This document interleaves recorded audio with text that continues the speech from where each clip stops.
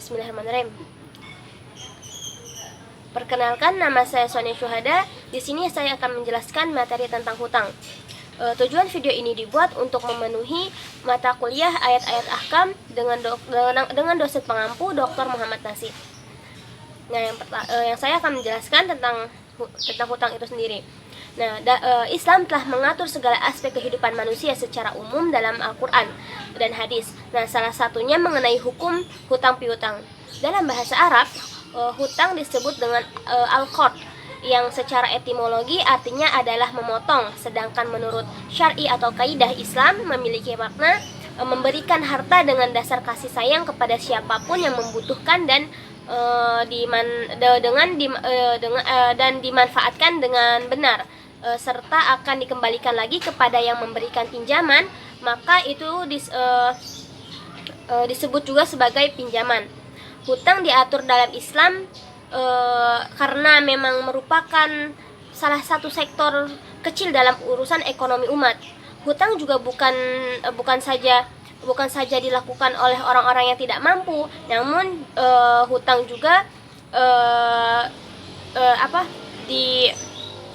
oleh orang-orang yang memiliki konflik yang bisa berdampak pada permasalahan sosial.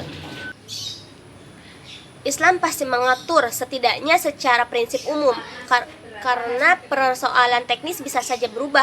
Karena Islam cukup konsisten terhadap permasalahan hutang, maka ada beberapa dalil yang berkaitan dengan hutang. Nah, yang pertama, Islam melarang umatnya untuk meninggal dalam keadaan mempunyai hutang. Hutang bisa menjadi pemberat dan penghapus kebaikan kita kelak di akhirat. Seperti hadis yang disampaikan oleh riwayat Ibnu Majah, yaitu hadisnya, barang siapa yang mati dalam keadaan memiliki hutang 1 dinar atau 1 dirham, maka hutang tersebut akan dilunasi dengan kebaikannya di hari akhirat nanti, karena di akhirat tidak ada lagi dinar atau dirham. Hadis riwayat Ibnu Majah. Nah, hadis kedua diriwayatkan oleh Tirmizi, yaitu jiwa seorang mukmin masih berhutang dengan hutangnya hingga ia melunasinya. Hadis riwayat Tirmizi. Hadis ini menunjukkan bahwa hutang yang belum dibayar menjadi pemberat dan membuat jiwa kita tidak diterima terlebih dahulu. Untuk itu jangan sampai hal ini terjadi saat kita masih hidup di dunia. Maka segeralah membayar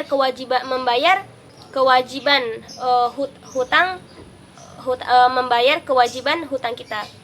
Tidak berniat membayar hutang, maka dia pencuri. Yang lebih parah lagi dari berhutang adalah ketika mereka tidak berniat untuk membayar dan menyelesaikan hutang mereka, akan diberikan status sebagai pencuri karena menggunakan dan memakan uang yang bukan haknya. Ini sama saja dengan pencuri. Sebagaimana telah disebutkan dalam hadis, barang siapa saja yang berhutang lalu berniat tidak mau melunasinya, maka dia akan bertemu dengan Allah pada hari kiamat dalam status sebagai pencuri. Hadis riwayat Ibnu Majah. Dosa hutang tidak terampuni walaupun mati syahid. Hutang tidak dibayar hutang tidak dibayar adalah dosa sekalipun mati syahid.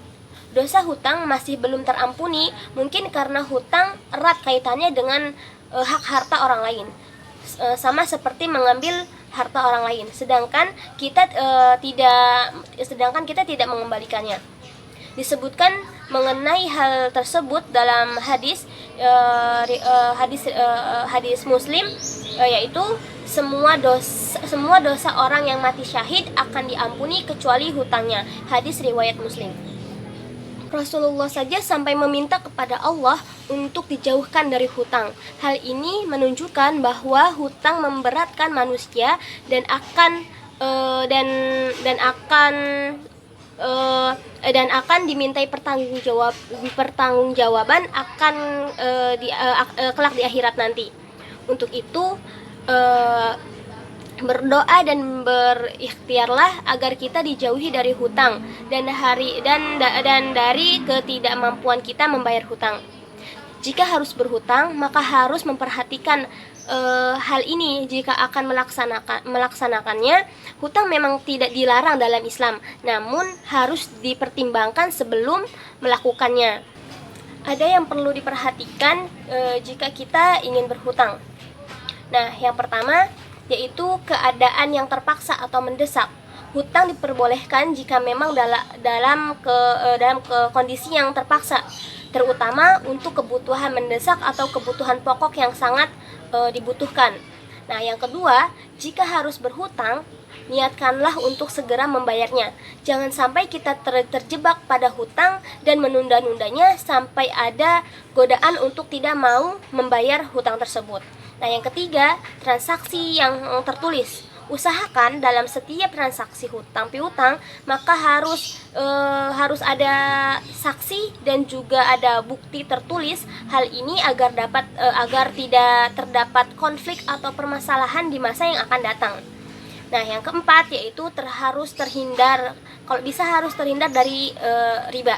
Riba adalah satu cara pengembangan harta yang diharamkan oleh Islam. Jangan sampai kita terjebak oleh riba. Nah, yang kelima, segera melunasi hutang. Rasulullah bersabda, menunda pembayaran hutang bagi orang-orang yang mampu merupakan suatu kezaliman. Hadis riwayat Bukhari. Itu yang bisa dapat saya sampaikan.